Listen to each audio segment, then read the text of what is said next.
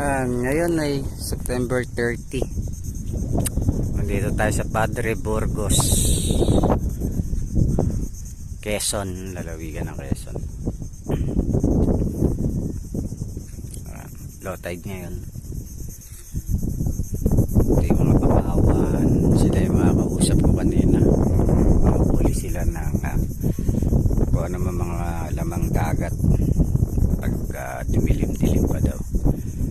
Yun yung kaibigan ko. Nakasama ko kami nagpapahangin.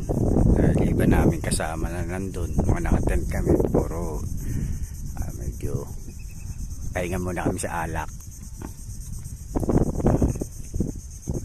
Maganda yung parang resort dun, no? Okay, sabi ko. Parang ano din. So brown ka lang. Hindi na siguro mabot ng camera na